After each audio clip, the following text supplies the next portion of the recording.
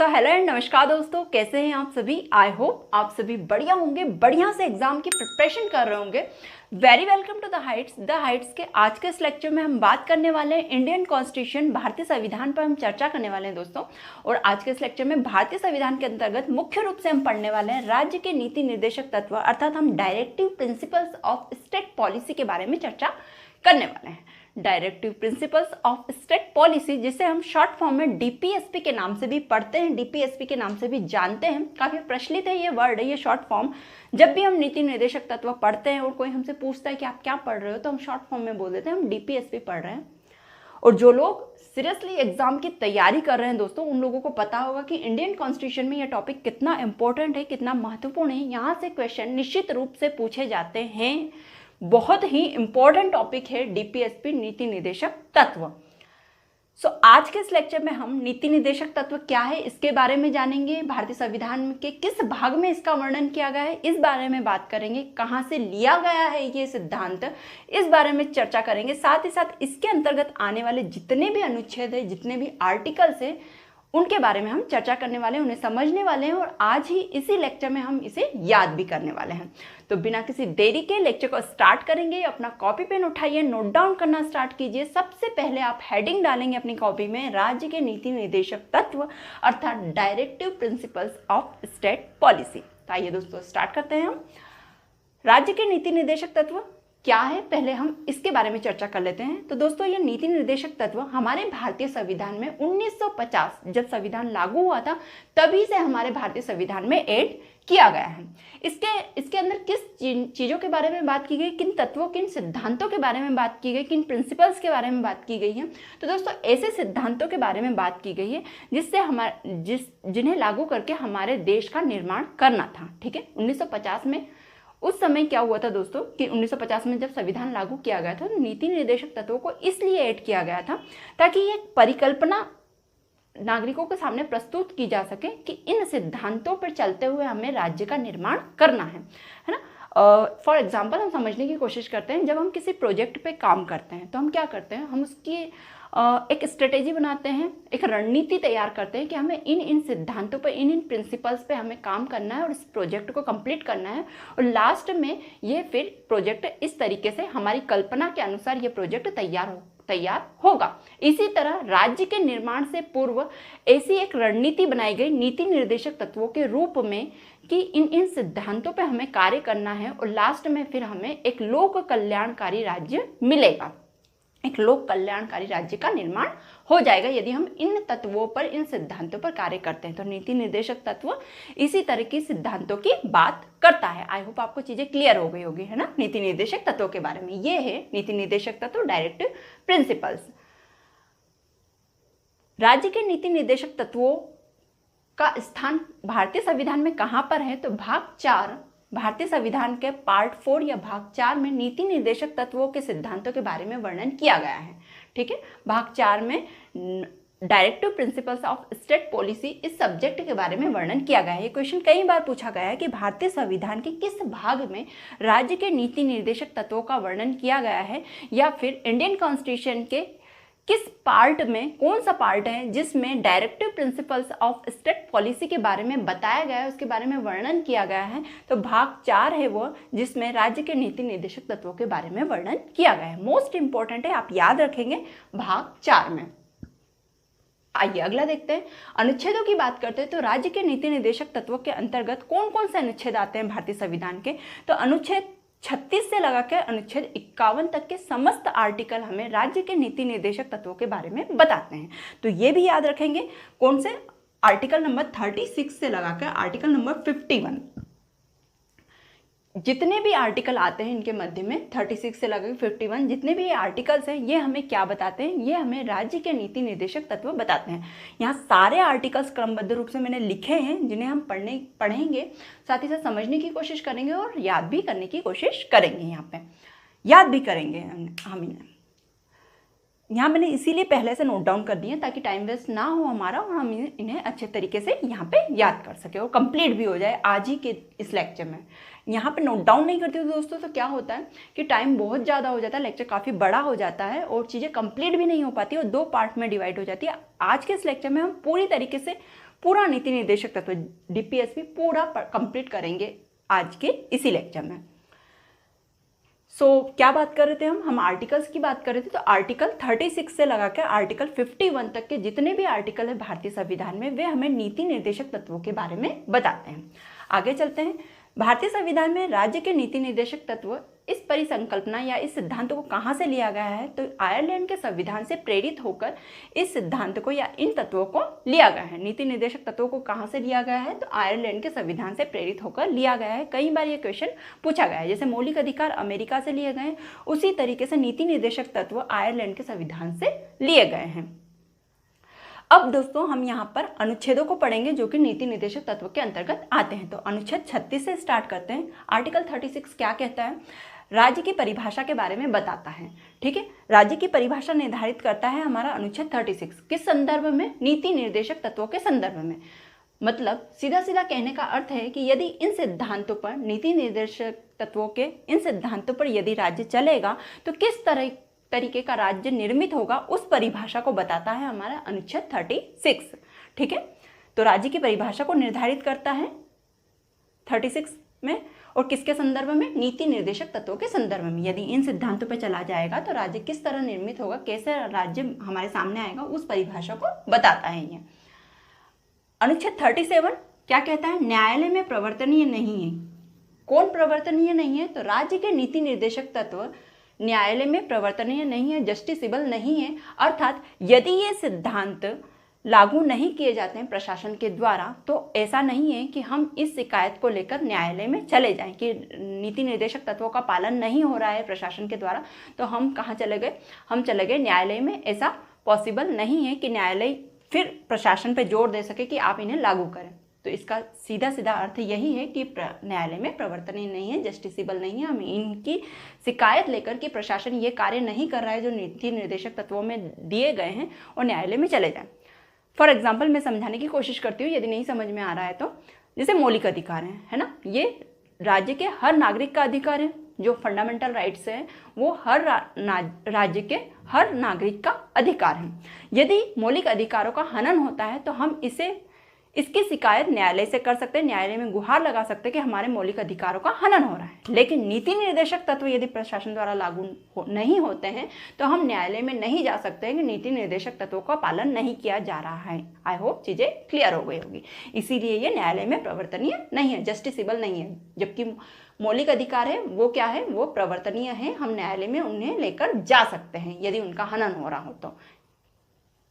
अनुच्छेद 38 क्या कहता है? अनुच्छेद 38 कहता है कि लोक कल्याणकारी राज्य की स्थापना के लिए एक ऐसा माहौल क्रिएट किया जाए राज्य के द्वारा कि वहाँ के नागरिकों को, कहाँ के नागरिकों को? राज्य के नागरिकों को आर्थिक, सामाजिक, राजनीतिक न्याय मिल सके। मतलब हर क्षेत्र में न्याय मिल सके। ये बात कहता है आपका 38। अनुच्छेद 38 क्या कह रहा है? यदि आपको एक लोक कल्याणकारी राज्य की स्थापना करना है तो आप राज्य को एक ऐसा एटमॉस्फेयर तैयार करना होगा राज्य में कि वहाँ के नागरिकों को सामाजिक, आर्थिक, राजनीतिक हर क्षेत्र में न्याय मिल सके।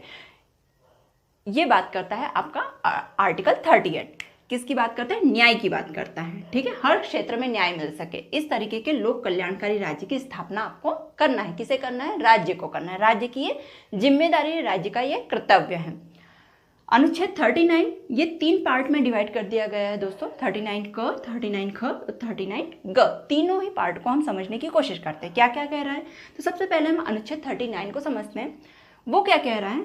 समान न्याय व निःशुल्क विधिक सहायता और समान कार्य के लिए समान वेतन की व्यवस्था। ये 3 बातों को बता रहा है हमें। क्या क्या बातें? समान न्याय अर्थात राज्य के सभी नागरिकों को समान न्याय मिलेगा। ऐसा नहीं है कि कोई व्यक्ति गरीब है तो उसे अलग, उसके लिए अलग न्याय है, कोई अमीर है तो उसके लिए अलग न्याय है, या कोई फलाना जाति को बिलोंग करता है तो उसके लिए अलग न्याय है, या फलाना धर्म को बिलोंग करता है तो इसके लिए अलग न्याय है। ऐसा नहीं है। राज्य के प्रत्येक नागरिक को समान न्याय मिलेगा। हर नागरिक को एक जैसा ही न्याय मिलेगा। निःशुल्क विधिक सहायता, निःशुल्क विधिक सहायता अर्थात जो कानूनी सहायता है राज्य के द्वारा प्रोवाइड की जाएगी वह निःशुल्क रहेगी। ठीक है दोस्तों, यदि निःशुल्क नहीं की जाएगी विधिक सहायता तो जो अमीर व्यक्ति है वो तो पैसा देकर कानूनी सहायता ले लेगा, लेकिन जो गरीब व्यक्ति उसे न्याय कैसे मिलेगा? उसे कानूनी सहायता तो मिल ही नहीं पाएगी। यदि उसके पास पैसा नहीं होगा तो वो फिर कानूनी सहायता नहीं प्राप्त कर सकेगा ना। इसीलिए राज्य नीति निर्देशक तत्व बताता है कि राज्य के द्वारा विधिक सहायता वो कैसी मिलेगी, निःशुल्क मिलेगी। ठीक है, निःशुल्क विधिक सहायता। तीसरा पॉइंट क्या कहता है, समान कार्य के लिए समान वेतन की व्यवस्था। अर्थात स्त्री हो या पुरुष, यदि वह एक जैसा कार्य कर रहे हैं तो उन्हें एक जैसा वेतन मिलेगा। ऐसा नहीं है कि ये कार्य स्त्री ने किया है तो उसके स्त्री को अलग, जो महिला है उसे अलग वेतन, कम वेतन दिया जाएगा, और पुरुष ने ये काम किया है तो पुरुष को अधिक वेतन दिया जाएगा। ऐसा नहीं होगा, दोनों को ही समान वेतन दिया जाएगा। ये बात कहता है आपका तीसरा पॉइंट। तो क्या क्या चीजें थी यहाँ पे समान न्याय की बात की गई है। दूसरा पॉइंट, निःशुल्क विधिक सहायता मिलेगी लोगों को। तीसरा पॉइंट, समान कार्य के लिए समान वेतन की व्यवस्था की गई। ये तीनों ही पॉइंट काफी इंपॉर्टेंट है, जो कि आर्टिकल 39 क में दिए गए हैं। एग्जाम में पूछा गया है समान न्याय की व्यवस्था किस अनुच्छेद में की गई है, तो अनुच्छेद 39 क में की गई है। निःशुल्क विधिक सहायता की व्यवस्था राज्य के द्वारा की जानी चाहिए, किस अनुच्छेद में लिखा गया है, तो अनुच्छेद 39 क में लिखा गया है कि निःशुल्क विधिक सहायता लोगों को प्रोवाइड करवाई जाए। समान कार्य के लिए समान वेतन, कई बार ये क्वेश्चन आया है, समान कार्य के लिए समान वेतन की बात कहाँ लिखी गई है, भारतीय संविधान के किस अनुच्छेद में बताई गई, तो अनुच्छेद 39 क में इसके बारे में वर्णन किया गया है कि समान कार्य के लिए समान वेतन की व्यवस्था की जाएगी राज्य के द्वारा। स्त्री हो या पुरुष, समान कार्य यदि वह कर रहे हैं तो उन्हें समान वेतन दिया जाएगा। तो आई होप आपको चीजें समझ में आ गई होगी। अब आगे बढ़ते हैं अनुच्छेद 39 ख की ओर। इसका दूसरा पार्ट क्या कह रहा है, सार्वजनिक धन का सार्वजनिक हित का सर्वोत्तम साधन हो सके। सार्वजनिक धन अर्थात देश में जितने भी प्राकृतिक संसाधन हुए या फिर कर अदायगी जो हम करते हैं उससे जो धन इकट्ठा होता है वो धन सभी लोगों का है। राज्य में जितने भी नागरिक हैं उनका सभी का धन है, इसीलिए उसे सार्वजनिक धन की संज्ञा दी गई है। तो उस धन का उपयोग अच्छे कार्यों के लिए होगा, राज्य के नागरिकों को सुविधा प्रोवाइड करने के लिए ही किया जाएगा, सर्वोत्तम उपयोग उसका किया जाएगा, किसी भी गलत कार्य के लिए उस धन का उपयोग नहीं किया जाएगा। ये बात कहता है अनुच्छेद 39 ख। क्या कहता है, सार्वजनिक धन का उपयोग सार्वजनिक हित के सर्वोत्तम साधन के रूप में होगा। आगे हम चलते हैं अनुच्छेद 39 ग, तीसरा और लास्ट पार्ट है अनुच्छेद 39 का। ग क्या कहता है, धन का समान वितरण। धन का समान वितरण से क्या तात्पर्य है दोस्तों, कि समाज, राज्य समाज में या हमारे जो प्रशासन है वो राज्य में ऐसी व्यवस्था प्रोवाइड करवाएगा कि लोगों को समान रूप से धन की प्राप्ति हो। ऐसा नहीं हो कि अमीर तबका जो है वो अमीर होता चला जाए और गरीब तबका जो है वो गरीब होता चला जाए। धन का वितरण इस तरीके से, मतलब इस तरीका का माहौल बनाया जाएगा कि धन का समान रूप से वितरण हो सके, न कोई व्यक्ति बहुत ज़्यादा अमीर हो जाए और न ही कोई व्यक्ति बहुत ज़्यादा गरीब हो जाए। इस बात का ध्यान रखा जाएगा राज्य के द्वारा। ये बात कहता है हमारा अनुच्छेद 39 ग। अनुच्छेद 40 क्या बताता है, ग्राम पंचायतों का संगठन। यहाँ पे क्या बताया गया है दोस्तों, यहाँ बताया गया है कि ग्राम पंचायतों का एक संगठन बनाया जाए और इसे प्रशासन के साथ जोड़ा जाए, प्रशासन की एक इकाई बनाया जाए और ऐसे अधिकार प्रोवाइड किया जाए कि यह उन कार्यों को कर सके, मतलब इन्हें अधिकार दिए जाए फिर ग्राम पंचायतों को, और एक सरकारी इकाई बनाई जाए, एक प्रशासनिक इकाई बनाई जाए। ये बात करता है आपका अनुच्छेद 40। क्या बोलता है, ग्राम पंचायतों का संगठन और प्रशासनिक इकाई के साथ इन्हें जोड़ा जाए और अधिकार प्रोवाइड करवाए जाए। अनुच्छेद 41, कुछ दशाओं में काम, शिक्षा और लोक सहायता पाने का अधिकार। कुछ दशाएं से क्या तात्पर्य है दोस्तों, यहाँ पे कुछ दशाएं अर्थात जैसे कोई व्यक्ति बेरोजगार है, उसे रोजगार मिल ही नहीं रहा है, वो सक्षम है लेकिन रोजगार नहीं मिल पा रहा है, या कोई व्यक्ति बूढ़ा हो गया है लेकिन उसे पैसे की ज़रूरत है, काम की ज़रूरत है ना, क्योंकि वो अकेला है, उसके जीवन यापन के लिए उसे पैसे की ज़रूरत है। तो या फिर कोई व्यक्ति बीमार है और उसे पैसे की आवश्यकता है, या फिर कोई भी अन्य ऐसी जरूरी आवश्यकता है जिसके लिए उसे धन की आवश्यकता है, तो उन्हें काम प्रोवाइड करवाया जाएगा, उन्हें शिक्षा प्रोवाइड की जाएगी ताकि वे सक्षम सबल बन सकें, और लोक सहायता पाने का उनका अधिकार रहेगा। ठीक है, वो असहाय नहीं रहेंगे कि अब हम क्या करें, उन्हें सहायता दी जाएगी। किसके द्वारा सहायता दी जाएगी, राज्य के द्वारा सहायता दी जाएगी। ये बात कर रहा है आपका अनुच्छेद 41। क्या बोल रहा है, कुछ दशाओं में काम, शिक्षा और लोक सहायता पाने का अधिकार है राज्य के नागरिकों को। आई होप समझ में आ गया होगा आपको। अब अनुच्छेद 42 की ओर चलते हैं। ये क्या बताता है, काम की न्याय संगत मानवोचित दशाओं तथा प्रसूति सहायता का उपबंध। अब व्यक्ति को काम तो मिल गया, ठीक है, उसने शिक्षा प्राप्त कर ली, उसे काम मिल गया, जो जिस तरीके का वो काम चाहता था वो काम मिल गया उसे, तो उस काम में न्याय संगत और मानवोचित दशाओं, मतलब वो जो कार्य उसे मिला है तो वो न्याय संगत, ऐसा नहीं है कि उसे वो मजबूरी में कार्य कर रहा है, उसे पैसा चाहिए और काम पे लगा है वो वर्कर, तो आप उससे 24 घंटे काम करवाए जा रहे नहीं, तुम्हारी मजबूरी है तो तुम्हें करना पड़ेगा, ऐसा नहीं है। न्याय संगत वहाँ का माहौल होगा। मानवोचित दशाओं मतलब वो एक मनुष्य है, उसे ध्यान में रखते हुए ही कार्य करवाया जाएगा, ऐसा नहीं है कि मशीन की तरह उससे कार्य करवाया जाएगा। साथ ही साथ यदि कोई महिला वर्कर है तो उसकी प्रसूति में जैसे कि उस स्थल पे सपोज उसकी प्रसूति हो जाए तो उसे वहाँ पे क्या सहायता प्रोवाइड करवाई जाएगी, ऐसे उपबंध बनाए गए हैं। किसमें? अनुच्छेद 42 में। तो क्या क्या चीज़ दी गई है? काम की न्याय संगत व्यवस्था होगी, वहाँ पे मानवोचित दशाएं वहाँ पे प्रोवाइड करवाई जाएगी। प्रसूति सहायता का उपबंध किया जाएगा, जो महिलाएं हैं उनके लिए विशेष रूप से प्रसूति सहायता का उपबंध करवाया जाएगा ऐसे स्थानों पर यदि वहाँ पे कोई वर्कर कार्य कर रहा है तो। ये सारी चीज़ें किस में प्रोवाइड करवाई गई है? अनुच्छेद 42 में कही गई है।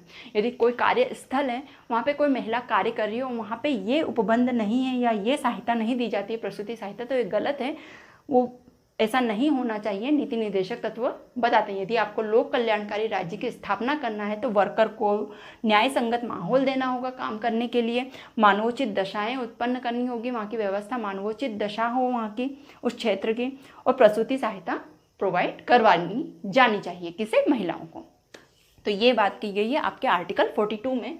आगे बढ़ते हैं, अनुच्छेद 43 क्या कहता है? कर्मकारों के लिए निर्वाह मजदूरी एवं कुटीर उद्योगों को प्रोत्साहन। राज्य के द्वारा जो वर्कर्स हैं उनके लिए निर्वाह मजदूरी प्रोवाइड करवाई जाएगी। यदि वर्कर्स को काम नहीं मिल रहा है तो राज्य के द्वारा उन्हें काम दिया जाएगा। तो निर्वाह मजदूरी ताकि वो अपना जीवन यापन कर सकें। निर्वाह मजदूरी और कुटीर उद्योगों को प्रोत्साहन दिया जाएगा। मतलब जैसे कि छोटे छोटे कार्य नहीं होते दोस्तों, जैसे कि टोकरियाँ बनाना, झाड़ू बनाना, या फिर छोटे छोटे खिलौनों का निर्माण करना, ये सब कुटीर उद्योग के अंतर्गत आता है। जो मनुष्य के स्वयं हाथों के द्वारा बनती है चीज़ें, निर्माण किया जाता है, वो कुटीर उद्योग के अंतर्गत आती हैं। तो ऐसे कार्यों को प्रोत्साहन देना ताकि लोगों को काम मिल सके और उनका जीवन निर्वाह हो सके। तो यदि किसी व्यक्ति को काम नहीं मिल रहा है तो राज्य का ये कर्तव्य बनता है कि वो व्यक्ति को कार्य दे, है ना। ये बात कही गई है आपके अनुच्छेद 43 में।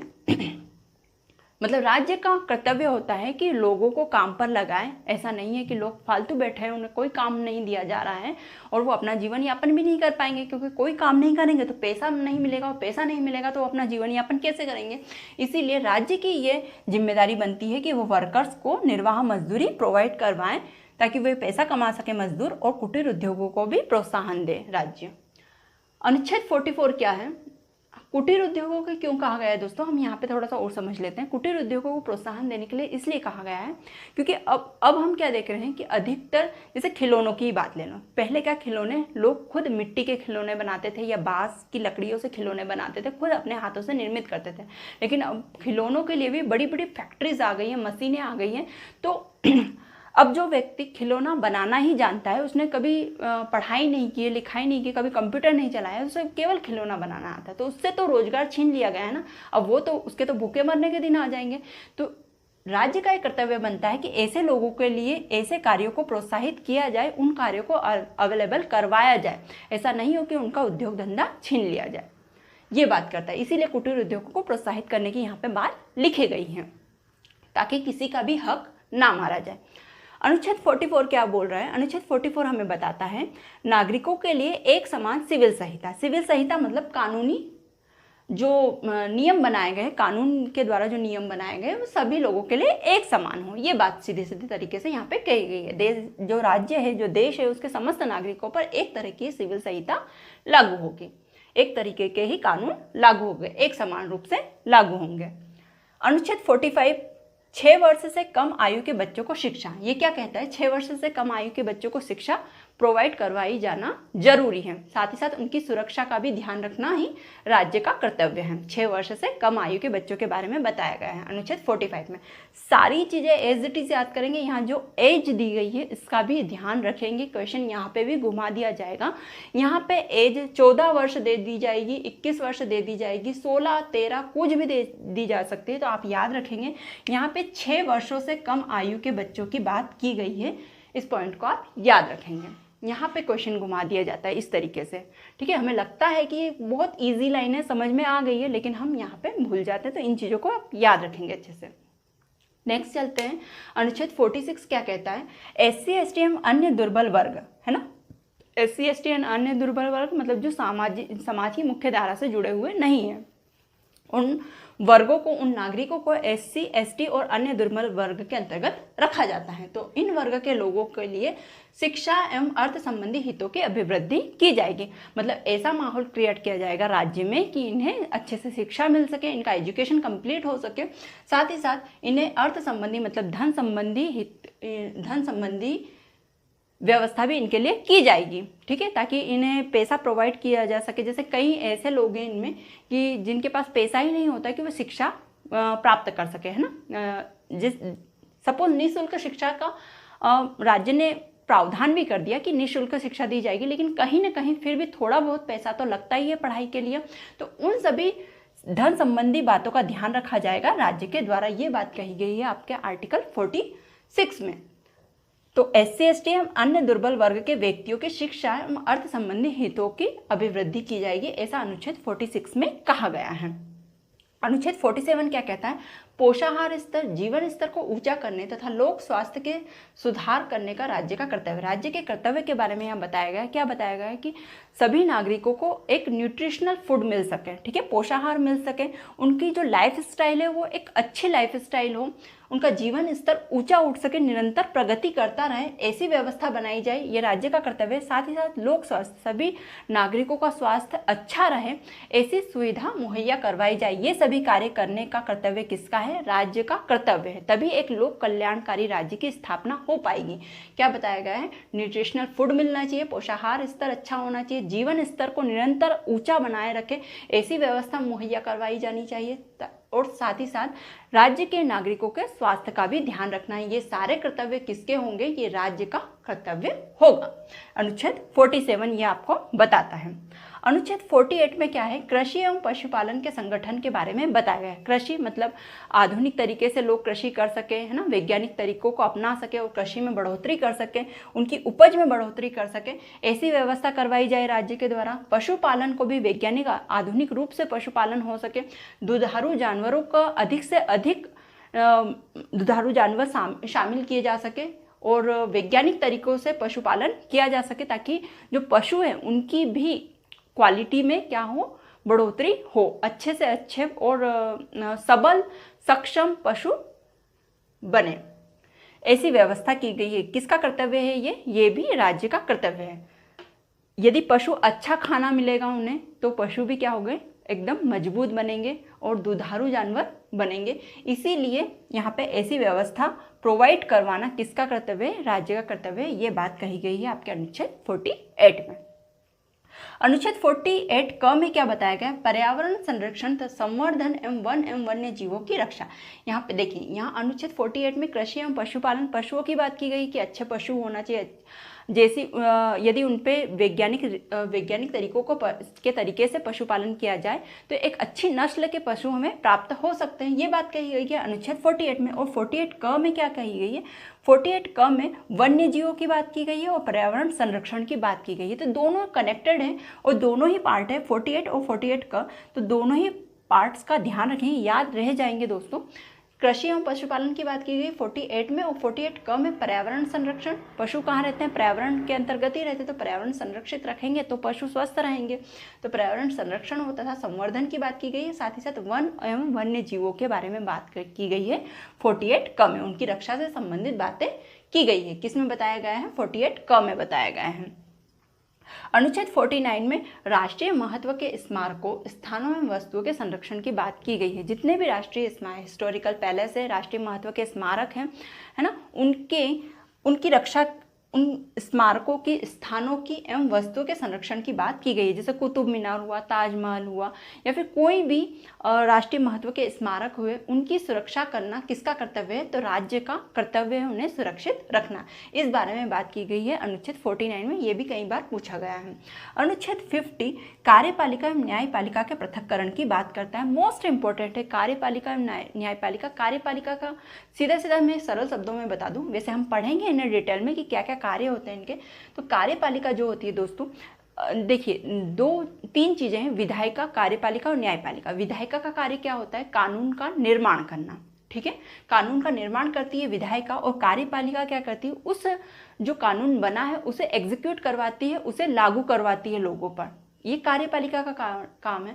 अब लोग यदि उस कानून को नहीं मानते हैं तो न्यायपालिका क्या करती है, उन लोगों को सजा देती है। तो ये अलग अलग कार्य होते हैं। तो यहाँ पे साफ शब्दों में लिखा गया है कि कार्यपालिका अपना कार्य करेगी, न्यायपालिका अपना कार्य करेगी, ये एक दूसरे के कार्य में दखल अंदाजी नहीं करेंगे। ये बात कही गई है अनुच्छेद 50 में, कार्यपालिका एवं न्यायपालिका का पृथक्करण। अनुच्छेद 51 क्या कहता है, अंतर्राष्ट्रीय शांति एवं सुरक्षा की अभिवृद्धि, मतलब राज्य इन तरीकों पे चलेगा, इन सिद्धांतों पे चलेगा कि अंतर्राष्ट्रीय रूप से भी शांति बनाए रखेगा और सुरक्षा की अभिवृद्धि करेगा। मतलब ऐसे कोई भी कार्य नहीं करेगा जिससे अंतर्राष्ट्रीय रूप में राज्य की छवि धूमिल हो। आई होप आपको चीज़ें अच्छे से क्लियर हो गई होगी, समझ में आ गया होगा। एक एक आर्टिकल हम थोड़ा सा रिकॉल कर लेते हैं, फटाफट से देख लेते हैं एक बार फिर से कि हमने क्या क्या पढ़ा। तो हमने देखा कि भाग 4 में राज्य के नीति निर्देशक तत्वों का वर्णन किया गया है। अनुच्छेद 36 से 51 तक के जितने भी आर्टिकल है वो नीति निर्देशक तत्वों के बारे में बताते हैं। आयरलैंड से लिया गया है नीति निर्देशक तत्व। अनुच्छेद 36 क्या बताता है, तो नीति निर्देशक तत्व के संदर्भ में राज्य की परिभाषा के बारे में बताता है कि राज्य कैसा होना चाहिए, न्यायालय में प्रवर्तनीय नहीं है, जस्टिसेबल नहीं है नीति निर्देशक तत्व। आप यदि प्रशासन इन सिद्धांतों पर कार्य नहीं करता है तो आप इन्हें लेकर, इस शिकायत को लेकर न्यायालय में नहीं जा सकते हैं। अनुच्छेद 38 एक लोक कल्याणकारी राज्य की स्थापना करना होगा राज्य को ऐसा माहौल क्रिएट करना पड़े, प्रशासन को ऐसा राज्य में माहौल क्रिएट करना होगा कि एक लोक कल्याणकारी राज्य की स्थापना हो सके और सभी लोगों को न्याय मिल सके। अनुच्छेद 39 क कहता है, समान न्याय की बात करता है कि हर व्यक्ति को समान न्याय मिलना चाहिए। निःशुल्क विधिक सहायता की बात करता है, अर्थात जो कानूनी सहायता दी जाती है लोगों को वो निःशुल्क होनी चाहिए। साथ ही साथ समान कार्य के लिए समान वेतन की बात भी करता है। अनुच्छेद 39 क में ये चीज़ें लिखी गई है। अनुच्छेद 39 ख क्या कहता है, सार्वजनिक धन को अच्छे कार्यों में लगाया जाए, ये बात करता है आपका 39 ख। 39 ग धन का समान वितरण होना चाहिए, राज्य के नागरिकों को, सभी नागरिकों को समान रूप से धन मिलना चाहिए ताकि वो अपना आर्थिक विकास कर सके और अपना जीवन यापन भी सही तरीके से कर सके। अनुच्छेद 40 कहता है, ग्राम पंचायतों का संगठन होना चाहिए, एक ऑर्गेनाइजेशन बनना चाहिए और प्रशासनिक इकाइयों में इन्हें शामिल करना चाहिए तथा अधिकार देना चाहिए कि ये कार्य कर सके सरकारी रूप से। 41 क्या, अनुच्छेद 41 कहता है कि कुछ दशाएं कैसे, जैसे ये व्यक्ति बीमार हो, बेरोजगार हो या बूढ़ा हो या फिर कहीं कुछ ऐसी दशा हो कि वो कार्य नहीं कर पा रहा है तो उन्हें काम दिया जाए, शिक्षा दी जाए और लोक सहायता पाने का उनका अधिकार है कि वो लोक सहायता प्राप्त कर सकते हैं, राज्य के पास जा सकते हैं, प्रशासन के पास जा सकते हैं कि हमें लोक सहायता चाहिए। अनुच्छेद 42 कहता है, काम की न्याय संगत, मतलब यदि व्यक्ति को कार्य मिल गया है तो वहाँ का जो माहौल है वो न्याय संगत होना चाहिए, मानवोचित दशा होनी चाहिए। और यदि कोई स्त्री काम करी, कोई लेडीज़ काम करी, कोई महिला काम करी है तो वहाँ पर प्रसूति सहायता का उपबंध भी दिया, मतलब प्रसूति सहायता भी दी जाएगी, ऐसा उपबंध बनाया गया है अनुच्छेद 42 में। ऐसा कानून बनाया गया कि उसे वहाँ पर प्रसूति सहायता भी प्रोवाइड करवाई जाएगी। अनुच्छेद 43 क्या है, अनुच्छेद 43 कहता है कि कर्मकारों के लिए निर्वाह मजदूरी, यदि किसी मजदूर को काम नहीं मिल रहा है तो राज्य का एक कर्तव्य बनता है कि उसे काम दिया जाए। साथ ही साथ राज्य का एक कर्तव्य है कि कुटीर उद्योगों को प्रोत्साहित किया जाए, प्रोत्साहन दिया जाए। अनुच्छेद 44 कहता है, नागरिकों के लिए एक समान सिविल संहिता, मतलब राज्य के नागरिकों के लिए एक समान कानून लागू किए जाएंगे।